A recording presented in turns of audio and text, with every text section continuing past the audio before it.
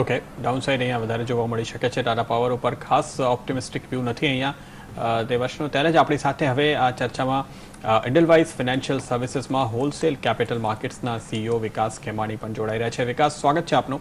અમે જે રીતે ચર્ચા કરતા હતા કે માર્કેટમાં એક સારી રિકવરી જોવા મળી છે નિફ્ટીની 400 પોઈન્ટની આસપાસ, પણ એમાં એફઆઈઆઈસનો અત્યાર સુધી કોઈ ખાસ મોટો ફાળો નથી. એફઆઈઆઈસ હેજ કરીને ચાલે છે, રોકાણ કરે એની સામે કાં તો ઓપ્શન લે કાં તો ફ્યુચર્સ લે. સ્ટોક ફ્યુચર્સમાં બાઇંગના આંકડાઓ આવે તો ઇન્ડેક્સમાં સેલિંગના આંકડાઓ આવે. આપ કઈ રીતે જોઈ રહ્યા છો એફઆઈઆઈસનો વ્યૂ? પ્રદીપ, આઈ થિંક હમણાં જે છે આઈ થિંક થોડુંક એક સ્લો ડાઉન થયું છે ફ્લોઝમાં. એનું કારણ એ છે કે જો એમર્જિંગ માર્કેટના ફંડ ઇન્ડિયામાં ઇન્વેસ્ટ કરતા હતા એ લોકોનું હમણાં શોર્ટ ટર્મમાં રુઝાન એ છે ચાઇના કરતાં વધારે છે. અને બીજું ઇન્ડિયામાં થોડુંક હવે એકવાર અર્નિંગ્સનો સ્લો ડાઉન થાય છે અને શોર્ટ ટર્મ ટ્રિગર ઓછા છે, તો એટલા માટે this is a temporary phase according to me. અને જ્યારે થોડુંક અર્નિંગના ગ્રોથ આવવાની સંભાવના વધશે તો ફરીથી આઈ થિંક આમને એફઆઈથી રોકાણોનો રુઝાન સારું જોવા મળશે. તો મારા હિસાબે એ 3-6 મહિનાનું એક આવું કન્સોલિડેશનનો ફેઝ રહેવું જોઈએ. અને એના પછી તમને મારા હિસાબે થોડુંક અર્નિંગ ગ્રોથ આવવાનું માહોલ પણ બનશે, એક્સપેક્ટેશન પણ બનશે. અને નેક્સ્ટ યરમાં જ્યારે આપણે નેક્સ્ટ કેલેન્ડર યરમાં શરૂઆત કરશું તો નવી મૂડી આવશે, બજેટ લેવા જેવા ટ્રિગર હશે, તો અહીંયાથી 3 થી 6 મહિના મારા હિસાબે માર્કેટ થોડુંક કન્સોલિડેટ થઈ શકે છે. એના પછી એક સારું ડાયરેક્શન લઈ લે એવું લાગે છે. તમે જે રીતે કીધું કે ચાઇના ઉપર ખાસ આપણે અત્યારે જોયું એટ્રેક્ટિવનેસ જોવા મળી, કારણ કે ત્યાં ખૂબ જ મોટા આઈપીઓસ ભરાયા છે હાલમાં, ને એમાં આપણને સારું એક સબસ્ક્રિપ્શન જોવા મળ્યું કે સારા રિટર્ન ત્યાં આવી શકે. એટલે તો પણ આ તો મને લાગે છે એક શોર્ટ ટર્મ ફિનોમિનન હશે, એટલે કે 3 થી 6 મહિના નીકળી જાય એમ તો નથી. તો આ આઈપીઓસ સિવાય પણ શું સેકન્ડરી માર્કેટ પણ ત્યાં વધુ એટ્રેક્ટિવ જોવા મળી રહ્યું છે કે બીજા માર્કેટ્સ એમર્જિંગ માર્કેટ્સ છે એના વેલ્યુએશન આપણા કરતાં સારા થઈ ગયા છે? ના, એ વેલ્યુએશનની વાત નથી. આઈ થિંક એ ખાલી આઈપીઓ જેટલી વાત નથી. I think entire market has done વેલ.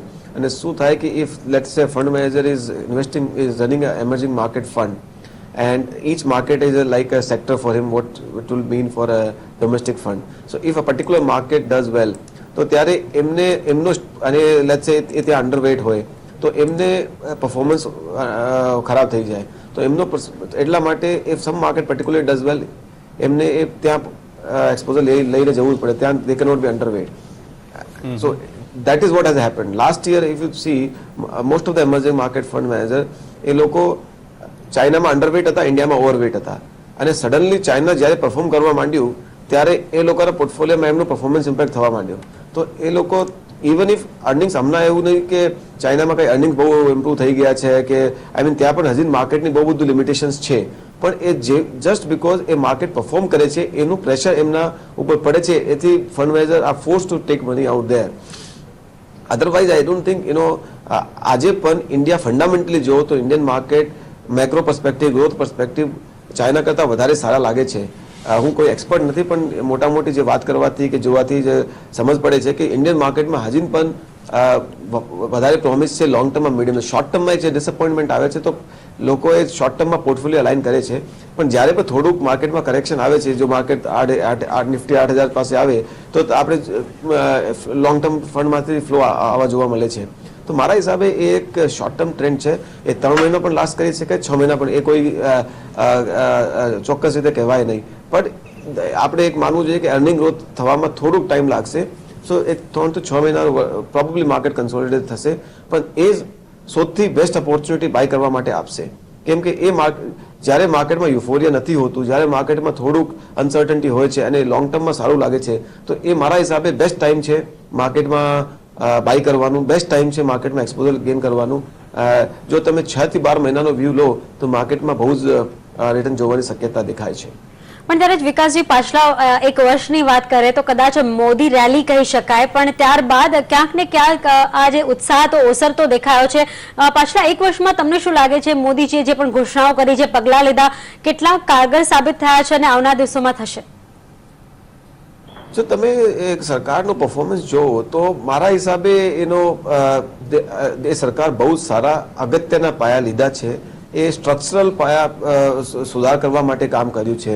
એ સરકારનો મને જો એક અપ્રોચ લાગે છે એ કોઈ પણ શોર્ટ ટર્મ ક્વિક ફિક્સ જેવા એક પણ કામ નથી કર્યા. સો એટલા માટે એમનો ઇમ્પેક્ટ આવવામાં થોડુંક ટાઈમ લાગે છે. તમે જુઓ તો એ આજે જો બધું કરપ્શનનો જો મુદ્દો હતો, I think it has gone down significantly. Policy led, framework led એ લોકો કામ કરે છે. કોઈ પણ સેક્ટરમાં સારું પોલિસી પ્લેસમાં મૂકો, ચાહે કોલ ઓક્શન થાય કે ટેલિકોમ ઓક્શન થાય કે જો બી નેચરલ રિસોર્સિસ છે એમને એક પોલિસી મૂકો અને પોલિસીથી બધાને સરેસર સારી તક મળે. કોઈ પણ આવીને લેવલ પ્લેઇંગ ફિલ્ડ છે કામ કરી શકે છે, એવું એ લોકો એક ફ્રેમવર્ક મૂક્યું છે. એનાથી આઈ થિંક એનો ફાયદો આપણે થોડો ડિલેથી મળશે. બીજું તમે જુઓ તો ફાઇનાન્શિયલ ઇન્ક્લુઝનનો એ મુદ્દો જે દે સ્ટાર્ટેડ, એનું એજ્યુકેશન બહુ જ ફાસ્ટ છે, પણ એનું ઇફેક્ટ પણ મારા હિસાબે થોડું લેગથી આવશે. જ્યારે આપણે વાત કરીએ નિવેશના મુદ્દાની કે ઇન્વેસ્ટમેન્ટ સાયકલ નથી ચાલુ થયું, તો તમે જુઓ તો ચાહે પાવર હોય કે રોડ સેક્ટર હોય, એ બધા સેક્ટરોમાં એક સુધાર કરવાની જરૂર હતી. અને એ એક ને એક સેક્ટરમાં એ લોકોએ અગત્યના ધીરે ધીરે સુધાર કર્યા છે. એ લોકોનો એ બધાનો ફાયદો આવવામાં થોડુંક વાર લાગશે. એટલા માટે એમને લાગે છે કે કઈ ગ્રાઉન્ડ ઉપર દેખાતું નથી, કઈ થયું નથી. પણ મારા હિસાબે અને એ લોકો ફિસ્કલ કન્સોલિડેશન ઓલ્સો બહુ સારું કર્યું છે, તો એના લીધે જો ઇકોનોમીમાં સ્પેન્ડિંગ થતું હતું એ પણ ઓછું થઈ ગયું છે. તો જે ઇફેક્ટ એનું આવશે મારા હિસાબે હજી 6-8 મહિના લાગશે, પણ એનું સસ્ટેનેબલ હશે. જે પણ ઇફેક્ટ આવશે, ગ્રોથ જે પણ આવશે એ સસ્ટેનેબલ હશે. એન્ડ મારા હિસાબે લોંગ ટર્મ માટે એ બહુ સારું છે, કેમ કે એના લીધે પ્રોડક્ટિવિટી ગ્રોથ થશે, એના લીધે ઇન્ફ્લેશન ઓછું થશે, એના લીધે ઇન્કમ જનરેશન થશે. સો એ સસ્ટેનેબલ એનો ગ્રોથ થશે. So I am more positive from medium term perspective than the short term perspective, but that is fine. So I am very positive. જે પણ કામો સરકારે કર્યા છે એ ફાર સાઇટેડ છે, દૂરદર્શી છે. એનો ફાયદો થોડુંક ડિલેથી મળશે.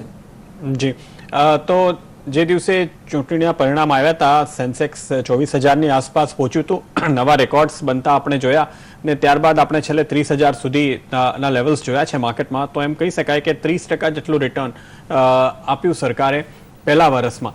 હવે થોડું કરેક્શન પણ આવી ગયું છે, તો આ બેસ ઉપરથી ફરી આપણે જો અહીંયાથી ગણતરી કરવાની ચાલુ કરીએ, બીજા વર્ષે કેટલા રિટર્નની આશા રાખો છો? ને તમને જો આ બીજા વર્ષ માટે એક પોર્ટફોલિયો બનાવવો હોય વિકાસ, તો કયા સ્ટોક્સ કે સેક્ટર હશે? પ્રદીપ, મારું એટલું જ કહેવું છે કે ઇક્વિટી માર્કેટ તમે જ્યારે પણ ત્યારે ઇન્વેસ્ટ કરો તો વર્ષે એનો કેટલું આવશે એવું જોવાનું નહીં. મારા હિસાબે આઈ થિંક આજે ઇન્ડિયા એક સ્ટ્રક્ચરલ બુલ માર્કેટમાં છે. આપણે આઈ થિંક ઇન્ડિયામાં ગ્રોથ જ્યારે પણ પિકઅપ થશે એ સખત રિટર્ન આપશે ઇક્વિટી માર્કેટ, એમાં મને કોઈ ડાઉટ નથી. નાઉ એ કહેવું બહુ મુશ્કેલ હોય કે વર્ષથી વર્ષ કેટલું આપશે. લાઈક એ વર્ષમાં આપણી એક્સપેક્ટેશન વધારેથી પણ ઓછું થયું, તો કદાચ એ તમારી એક્સપેક્ટેશન મીટ કરી શકે, નહીં પણ કરી શકે. તો મારું એટલું જ કહેવું છે, જે પણ આમના પોર્ટફોલિયો બનાવવું છે એ મારા હિસાબે 3 થી 4 વર્ષને મધ્યનજર રાખીને બનાવવું જોઈએ. જ્યારે પણ ઇકોનોમિક ગ્રોથ પિકઅપ થાય છે, જે પણ સેક્ટર ઇકોનોમિકલી ઓરિએન્ટેડ હોય છે, ઇકોનોમીને લાગે વળગે છે, એ સેક્ટર બહુ સારા કરે છે. જેમ કે બેન્કિંગ એન્ડ ફાઇનાન્શિયલ સર્વિસીસ એક સેક્ટર એવું છે, એ બહુ સારું કરે જો ઇકોનોમિક ગ્રોથ પિકઅપ કરે.